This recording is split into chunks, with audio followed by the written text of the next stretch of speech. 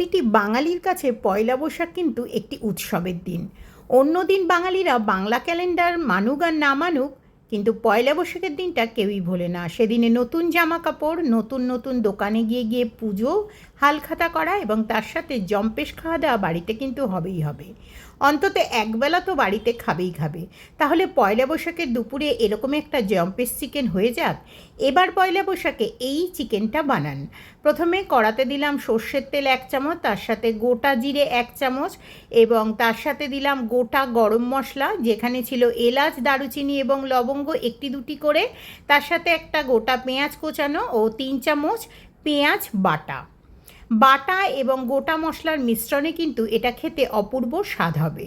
এর সাথে 1 চামচ দিলাম রসুন বাটা এবং 3 চামচ মতন আদা বাটা। এই সমস্ত দিয়ে একটা সুস্বাদু বেশ যখন ঘ্রাণ বেরোবে ততক্ষণ অবধি এটাকে কিন্তু ভেজে নিতে হবে। তেলটা অবশ্যই ছাড়বে এবং অপূর্ব সুন্দর গন্ধটা কিন্তু বেরোবে। আমরা যারা চিকেন ইত্যাদি বাড়িতে রান্না করি এই গন্ধটার সাথে কিন্তু পরিচিত, কিন্তু এই রান্নাটা যতই আগাবে রান্নাটা কিন্তু পাল্টাতে থাকবে। তাহলে অনুরোধ রইল প্রত্যেককে আমার এই রেসিপিটা দেখার জন্য। প্রথমে দিলাম যেগুলো ভাজা হচ্ছিল তার সাথে চিকেন। এখানে আনুমানিক প্রায় 450 থেকে 500 গ্রাম মতন আমি চিকেন নিয়েছি। এর সাথে রইল টমেটো বাটা। আচ্ছা, টমেটো বাটা কিন্তু যেহেতু এটা কাঁচা টমেটো, এটাকে খুব ভালো করে কষাতে হবে, না হলে কাঁচা টমেটোর গন্ধ ছাড়লে খাবারটা একেবারেই বাজে খেতে হয়ে যাবে। এর সাথে রেগুলার যে মশলাগুলো সেগুলো দিচ্ছি, জিরের গুঁড়ো এবং তার সাথে দিলাম একটু ধনের গুঁড়ো, আর দিলাম দেগি মির্চ মানে ঝাল লঙ্কার গুঁড়ো, আর দিলাম পিঙ্ক লবণ। এখানে কি মিসিং হলো বলুন তো? আচ্ছা, আমি বলে দিচ্ছি, এখানে মিসিং হলো হলুদটা। এই রান্নাটাতে হলুদটা পড়বে না।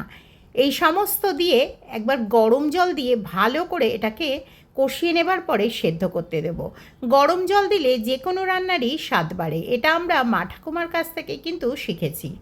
যাই হোক, গরম জল দেবার পরে এবারে দিচ্ছি, এই যে বললাম স্বাদ পাল্টাবে, কুচানো কাঁচা আম। এখন যে আমের সিজন, তাই সেই কাঁচা আম দিয়ে আমি প্রথমে এর মধ্যে মিশিয়ে দিলাম। দেবার পরে বেশ একটা টকঝাল মিষ্টি কিন্তু স্বাদ চলে আসবে। এরপরে এটাকে ঢাকা দিয়ে ভালো করে আরও একটু গরম জল মিশিয়ে সেদ্ধ করতে দেব। প্রায় মিনিট 15 ধিমে আঁচে এটাকে সেদ্ধ করে নিতে হবে। যে কোনো রান্নায় কিন্তু ধিমে আঁচে রান্না করবেন, তাতে স্বাদ বাড়বে। খানিকক্ষণ সেদ্ধ হয়ে যাবার পরে মিনিট 7-8 পরে কাঁচা লঙ্কা চেরা একটু দিয়ে দিলাম, দিয়ে এটাকে ওপেন করে এবারে ভালো করে সেদ্ধ করে নেবার পরে দেখছি বেশ ভালো কিন্তু গলেই গেছে। চিকেন বেশ নরম এবং বেশি সময় চিকেন রান্না হতে লাগে না। ভালো করে সেদ্ধ হয়ে যাবার পরে এর মধ্যে লাস্টে দিচ্ছি বাটা পোস্ত। এর মধ্যে কিন্তু কিচ্ছু নেই, লবণও নেই, কাঁচা লঙ্কাও নেই, শুধু পোস্ত বাটা। দেখুন, দেবার পরেই এর যে কী অপূর্ব স্বাদ হবে, এবং এটা একটু ঝোলঝোল রাখবেন। এটা গরম ভাতে খেতে, মানে স্টিম রাইস, কোনো পোলাও বা বিরিয়ানি নয়, সাদা ভাতে খেতে সবচেয়ে বেশি ভালো লাগবে। এছাড়া এই ঝোলটা দিয়ে আপনারা রুটি বা পরোটাও খেতে পারেন, কিন্তু আমার সব সময় খুব ভালো লেগেছে এটাকে কিন্তু গরম ভাতে খেতে।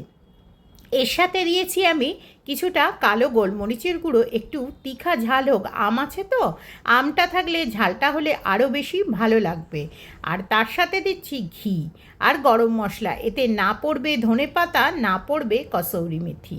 এই সমস্ত দিলেই একটা সিম্পল কিন্তু অসম্ভব একটা আকস্মিক সুন্দর স্বাদের রান্না কিন্তু তৈরি হয়ে যাবে।